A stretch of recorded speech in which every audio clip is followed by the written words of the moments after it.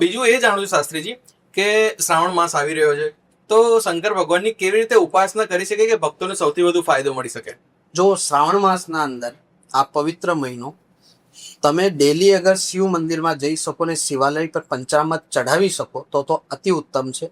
નહીં ચઢાવી શકો તો સોમવાર તો જવાનું જ છે આ શ્રાવણ માસના અંદર. અને જ્યારે શ્રાવણ માસમાં આપણે શિવ અભિષેક કરતા હોઈએ છીએ ને તો શિવની 108 વાર ઉપાસના કરવાની છે મનહી મનમાં.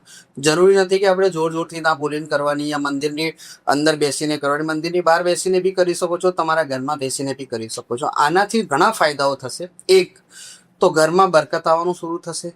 બીજું, આના અંદર અગર કોઈ જાતકના વિવાહ દાંપત્ય જીવનમાં ના જોડાતો હોય, કોઈ પુત્ર છે કોઈ પુત્રી છે ના જોડાતી હોય તો એ જોડાઈ શકે છે. પણ એ ભાવનાથી ને એ નિષ્ઠાથી પૂજા કરવાની હોય છે. જેની માટે પંચામૃતનો પ્રયોગ જ્યારે કરતા હોઈએ તો ધ્યાન એ રાખવાનું કે મનમાં કોઈ ખોટી ભાવના નહીં હોવી જોઈએ. શિવલિંગ ઉપર આપણે શિવ અભિષેક કરતા એને ધ્યાન આપણું આમ જતું, ઓહો કેટલું સારું પાત્ર છે, ઓહો, તો એ કામ નહીં આવે આપણે.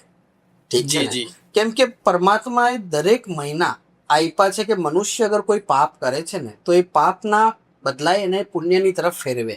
એની માટે પિતૃપક્ષ બી આપેલું છે કે અગર પિતૃઓને કઈ તકલીફ થતી હોય તો એ શ્રાદ્ધ પક્ષ આપેલું, એના અંદર પિતૃઓને આપે એટલે પોતાની રીતે કાર્ય કરતા રહે ને પોતાનું આશીર્વાદ આપતા રહે.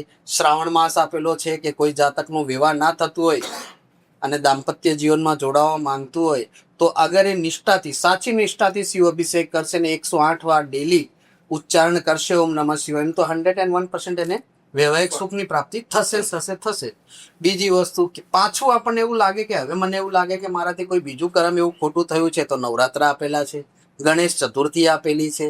હિન્દુ ધર્મના અંદર દર 2 મહિના 3 મહિના પછી એક એવા તહેવાર આપેલા છે કે સાચી નિષ્ઠાથી અગર તમે કર્મ કરશો તો એની ફળની તમને બહુ સારી ને વ્યવસ્થિત પ્રાપ્તિ થશે. બસ ખાલી આપણી ભાવના સ્વચ્છ હોવી જોઈએ કોઈ બી કાર્ય કરવા માટે. બરાબર છે.